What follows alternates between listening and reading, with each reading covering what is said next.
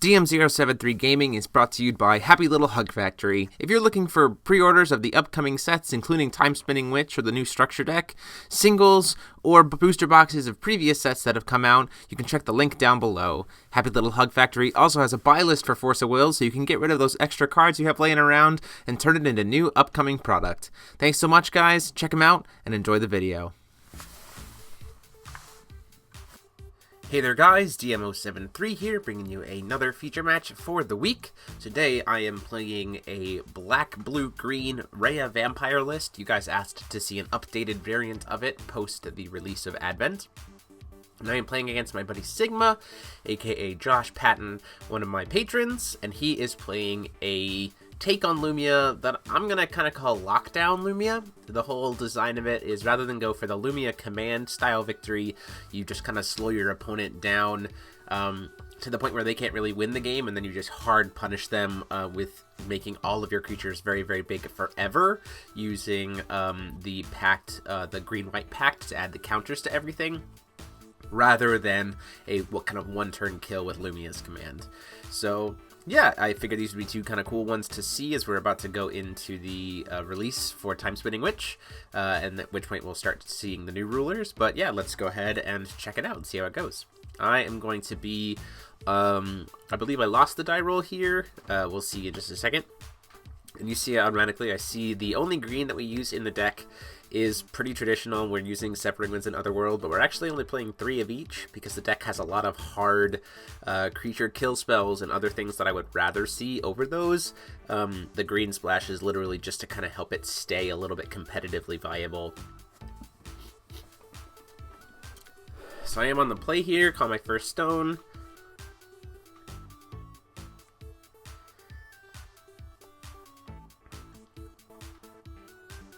I get my Black Silence, which is exactly what I want to see. I'm going to go ahead and play the Nightfall Bloodsucker, which, as we've talked about before, is a very good card for vampires, and lets you play around with a lot of different options with, like, Rinka, making her immediately have precision as soon as she comes in. You can play around things like True Blade, all kinds of stuff with this guy. And he can also put his counters on J-Rulers, which is really nice because Reiya can fly. Sigma getting that first turn Gusting Skies, seeing what he decides to play off of it, passes the turn to me. Call my next one into play, hit a Dark Depths. We're pretty much only using Dark Depths in this list for the Flute's Water Dragon. You can definitely sideboard things like Spinning Aqua Soul if you feel like you're going to play a control matchup with stuff, but in the main, we're not really playing much blue. This deck is very heavily darkness, with just a splash of green and just a splash of blue. Try to guess this Nameless Mist, see if I can maybe pull something out of his hand, and then if he does decide to try to Otherworld it, I can get another Nightfall Bloodsucker into the field, which is pretty nice.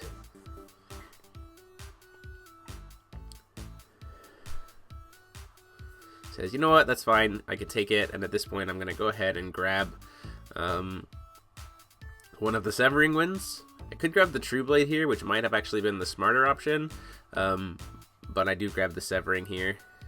Get the counter on my Bloodsucker, and then attempt to try to swing in for the 5 damage.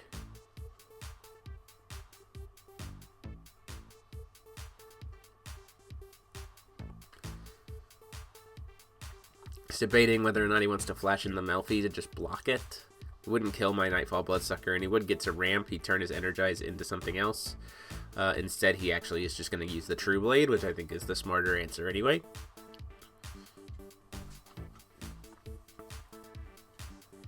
Pass the turn there, because I do want to save up the green for the Otherworld Dreams play. Potentially anyway, especially if he decides to try to play Lumia. Because he is still using the Lumia in this list, Lumia Resonator, because he wants to be able to see those lockdown components easier, faster, as well as being able to see that the pact for white-green.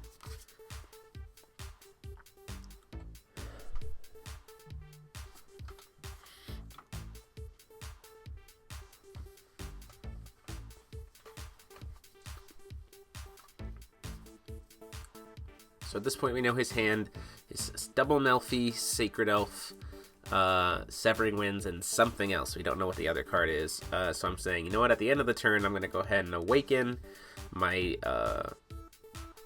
Spider's Web to kill your Sacred Elf and bring back my Nightfall Bloodsucker to my hand. It's the first card I played for the turn, so the Severing is safe, and I get to bring my creature back and slow down his ramp, which is always nice.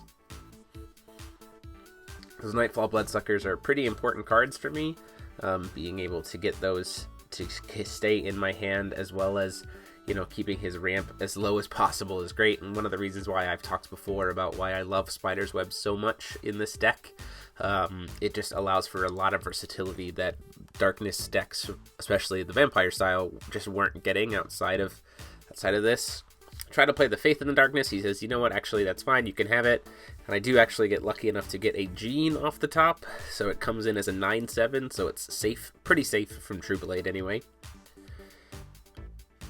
Because it doesn't enter and then get the counters, it enters with those two +1/+1 counters. To pick the order that things are going back down to the bottom. I want those kill spells and Spider's Webs to the top more than I want the Gene. Not that I'm ever going to see the bottom of my deck ever again, but it could be helpful later on if the game goes really long. And then I'll swing in for that 9 damage. And then I will pass the turn there. Uses his Energize to bring in that Melfi. I know there's a Severing Winds in that hand, so there's no point in trying to use my Otherworld Dreams that I have. At this point, again, I still know his hand, at least half his hand is Melfi Severing, so feeling pretty comfortable here with being able to hold up the Otherworld. Even without a backup, it's still pretty strong.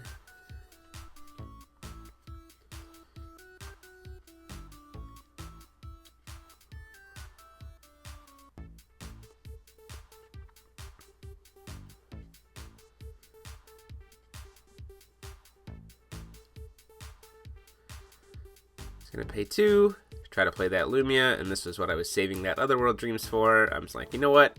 You better have 2 in your hand, otherwise I'm just gonna stop it. I want to keep your hand as low as possible, especially since I don't really have any draw power either. So it was kind of a little bit of a misplay from Sigma here. He maybe wasn't anticipating that a vampire deck was going to be running the Otherworld, or that I hadn't used it already, so he was just not really worried about the green. I think you just, in this meta, you just have to respect 1 green, regardless of what deck you're playing against. Because at any point in time, they could just have Otherworld and just stop your main play, so you really got to be careful around that. Gets the Melfi off of it, and then goes to the Sacred Elf, because I don't have any real follow-up, so going into my turn, I'm going to go ahead and use my Blood Spray. I know the last card in his hand is that Severing Winds, so I'm going to try to use this Blood Spray Awakened to kill one of those Melfis. My goal here is to try to keep those Melfis off the board, so that I can prevent him from doing Judgment, because at this point in time I'm feeling pretty secure, and as long as I can keep the Judgment off board, then I'm in a much better position. Play that Nightfall Bloodsucker.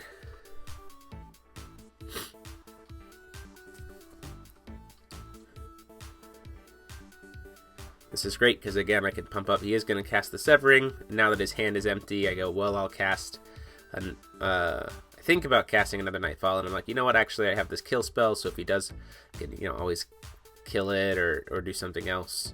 He decides to take the damage, goes down to 22. The other thing is I can also use the Spider's Web if I need to make some plays happen, especially if he does decide to do Judgment.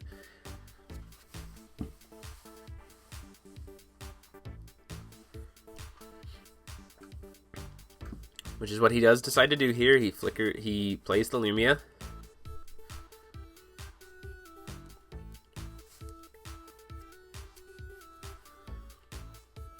He's going to swing for 10. He's going to force the flicker of the Gene. So it'll come back in as a 9/7 or 7/5 tapped. And then I'll just go ahead and take the 10 damage. I don't have a blocker, and it's fine at this point. The end of his turn, I'm going to try to Sword of the New Moon his Sacred Elf, so everything he has is tapped down.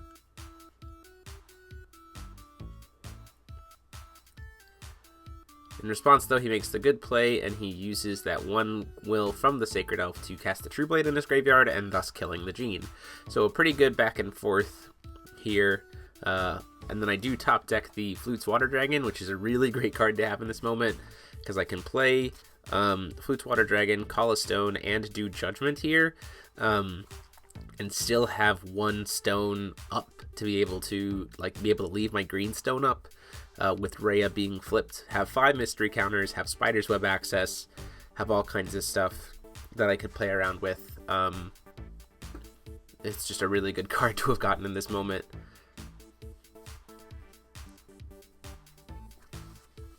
So I get that other stone, I actually get another mystery counter off of it, which is really, really nice. Do the Judgment. Flip over, get another 3 mystery counters, go up to 6. So now if he happens to play some big creature, if he tries to make some big play out of it or anything else like that, I can just kill it.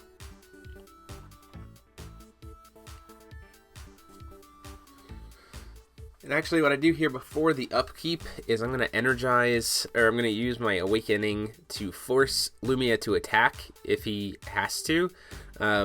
Mainly I want to use it to bring back the Gene, but I'm like, well, I'll force the Lumia to attack so that it has to crash into my Reiya. Now the thing is here, ultimately that was just kind of like an extra thing, because he can just tap his Lumia to call for stone, and it doesn't have to swing at that point. Because it says, must attack if able, so you could just call for stone and then not attack. But I mainly wanted it to use it to get the Gene back to my hand.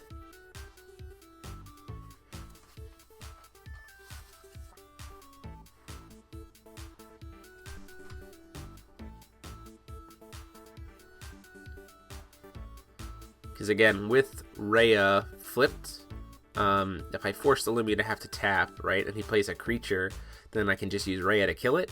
And then on my turn, I can just go kill the Lumia. So I'm just kind of setting it up so that that Lumia is probably going to die. Calls that stone.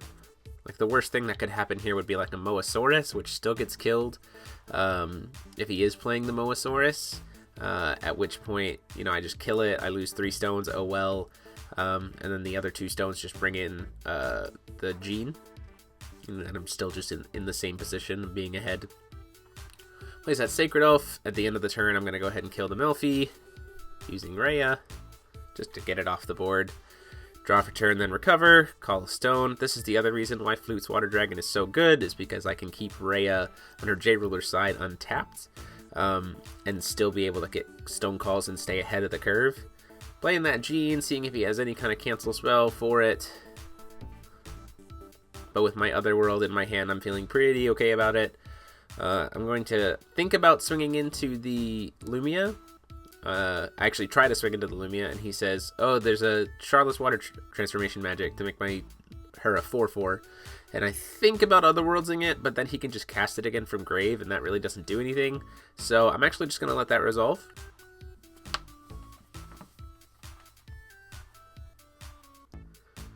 And then I'll just use Reiya to kill Lumia. I'll swing at her for 12, and he doesn't have any way to pump her at this point. So Lumia will get killed. And then because his hand is empty, I can play both of those Blood-Sucking Butlers and leave up Will for the Otherworld to say, if your top deck is something amazing, I'll just cancel it.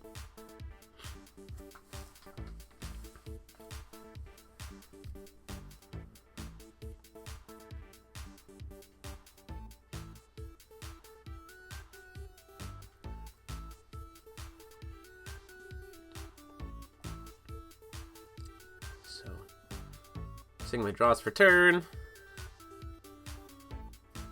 and we see what that top deck is.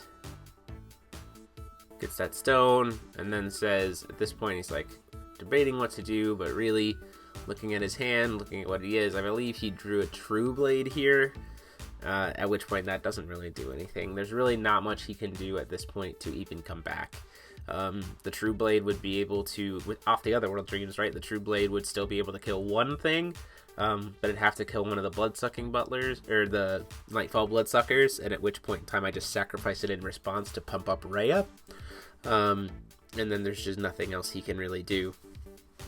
So that's a win on game 1, and we move on to game 2. So he has put me on the draw this time around. You see I do finally have another vampire, and I am starting with that Flute's Water Dragon, which is nice.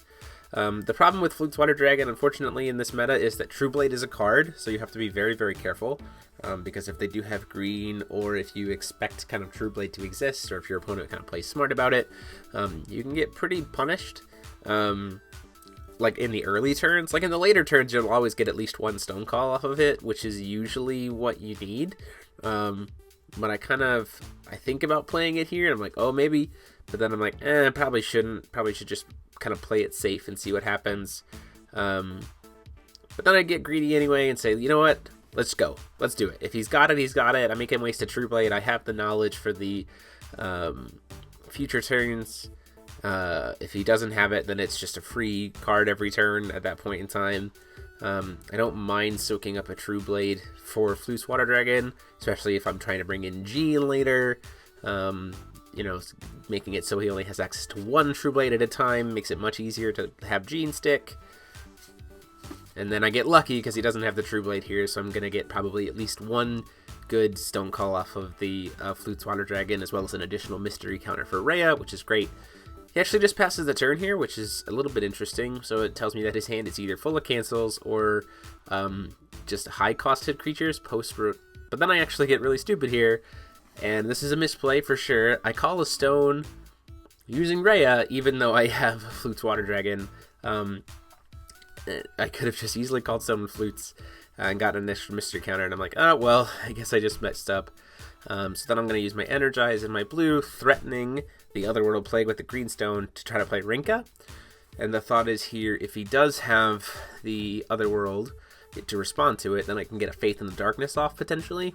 And if I get Faith in the Darkness, then I can look at the top 5 and potentially get another Rinka or potentially get a Jean. All in all, just really good cards for me to get, especially early on. If I can get +1/+1 counters on Rinka through the use of, say, a Nameless Mist or something like that, which the deck does run, then I can pretty much kill anything that Sigma puts on board, which is really, really good. It's really, really nice. And it just keeps getting bigger and bigger and bigger and bigger. Overall, it can get to, like, I've had Rinkas in the past become 12/12s.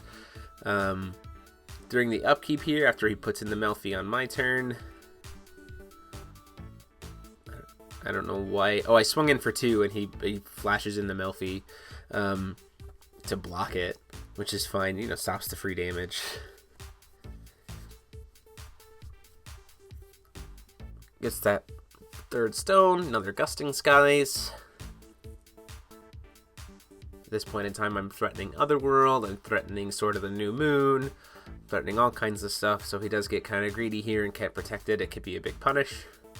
Also, having Power Absorption is really, really nice, because if he kind of taps out here to deal with my play, then I can have kind of free reign of Power Absorption on his turn, and I could potentially just board wipe him, while still, again, being able to threaten another world play, which is really nice. Power Absorption is a great card, as we've talked about before, because Reiya is a vampire, so we won't pump up the damage, but she will get a +1/+1 counter off of Power Absorption, even if she's a ruler. So now I have a 13/13 flying ruler as soon as I flip. At the end of the turn here, I'm going to try to awaken the Sword of the New Moon to get that Melfi off the board. Again, the Melfis are pretty important for me to be able to kill, because it's one of the main ways they get access to Lumia, and as I'm playing cards that like to have counters on them, Lumia is not so great for me to have to deal with, because all of my counter progression can just be immediately removed. Draw for my turn, see that Severing Winds doesn't really help me a ton unless I get, like, Otherworlded, like, in response. This time around, I'm going to do the right thing and call Stone with Flute's Water Dragon, hit the Castle Stone, and then respond to the Castle Stone trigger with Reiya's trigger to gain another mystery counter. So right back there, up to 4 counters.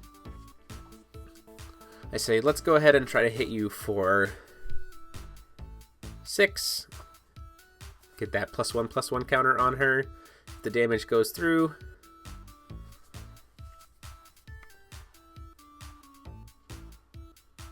And at this point, I'm feeling pretty comfortable, especially having Power Absorption and Otherworld Dreams in my hand.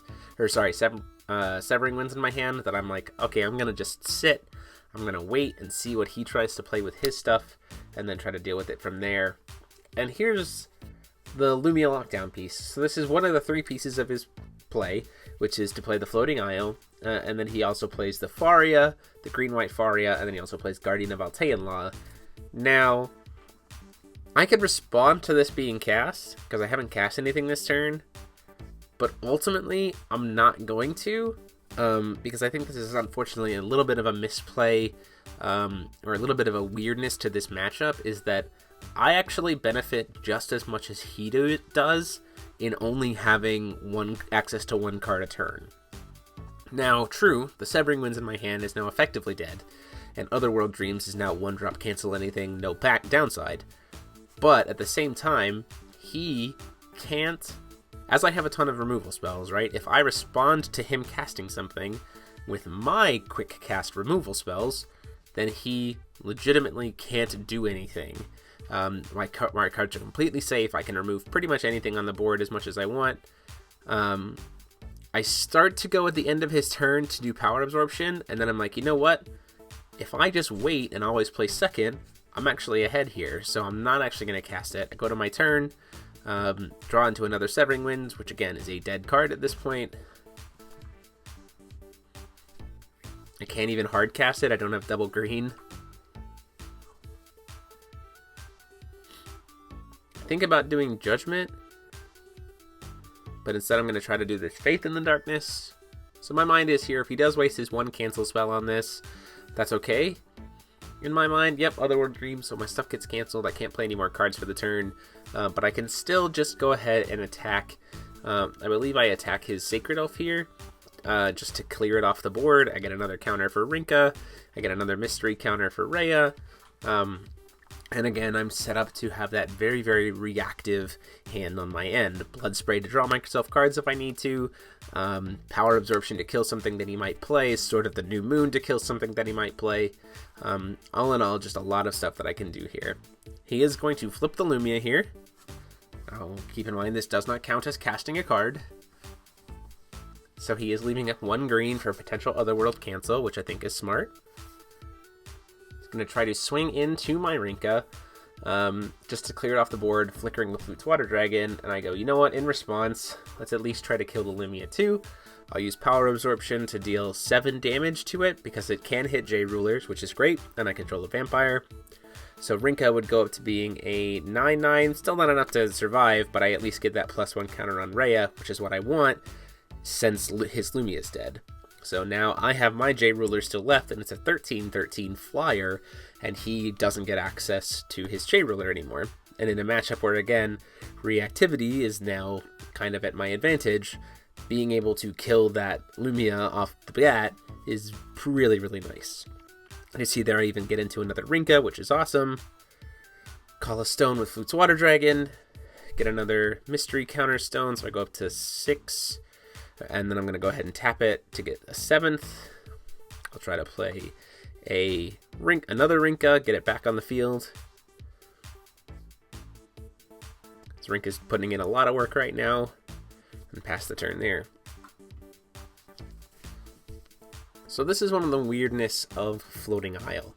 I definitely see why the Lumia command list, when it is able to stick Lumias, if it can keep the Floating Isle in play, like he gets this Lumia here, right? If this Lumia was able to survive, then with Floating Isle on field, he actually has a massive advantage, right? I only get to play 1 card per turn. He's probably going to see those cancel. He's probably going to see those answers. And he gets to be kind of on the reactive end. The problem here being that he has to successfully stick those first. And against most Darkness decks in the format right now, they're not actually running a lot of instant speed removal, but Vampires have a lot at their disposal, especially with Reiya. I've got a 1-drop spell that can kill anything 4-drop or less. I've got Power Absorption. I've got Blood Spray, which is also a removal source. Like, there's a lot of different things that I can do to put myself in the position to always kill the stuff that he wants to have stick around. Reiya herself is a very powerful removal source that doesn't cost a card to be able to play. It unfortunately kind of backfired here a little bit. But, you know, in some metas, I definitely can see why a deck like this would probably have success. And it's a very different take on Lumia than what we've seen in the past from some of the kind of bigger named players.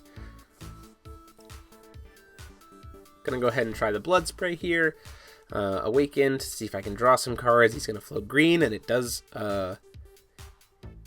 He's gonna actually just hardcast Severing to stop it. And I go, you know what, that's fine. I won't get to draw any cards off of it. I won't also have to take 3 damage because it doesn't resolve. But then I can just use Rinka to kill his Sacred Elf. Get it off the board. I decide to actually go for his life instead.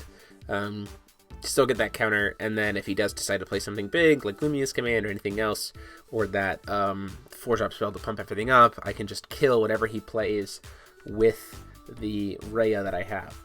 So this is kind of like the Vampire Sisters working their way through here at this point. Pays 4, plays that Faria, and again, this is what I'm talking about where with Reiya not having to worry about casting a card, and he doesn't have something like 0 Circle of Protection, I can just tap Reiya and kill it.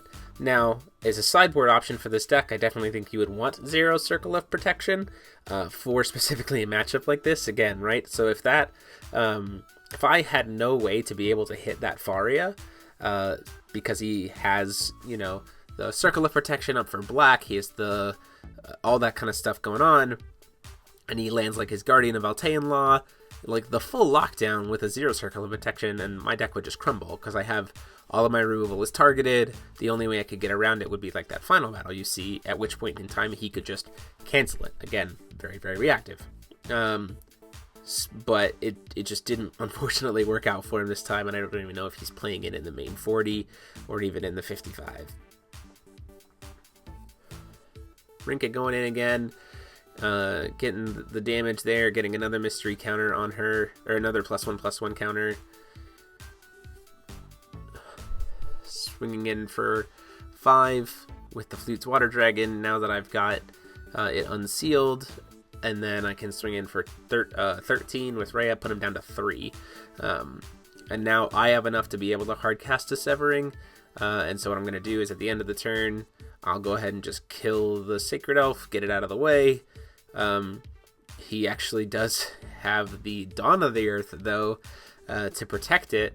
So my stuff doesn't get to come back to my hand. Or no, I do get the thing back to my hand, though, because it doesn't actually cancel the spell. I get Rinka back. But his Sacred Elf does get to survive, and he gets to draw to a card, maybe the card that he wants, to be able to at least set up for a bit. The problem is now he needs a flyer to be able to deal with it. He actually needs 3, as all 3 of the creatures in my hand can be a flyer.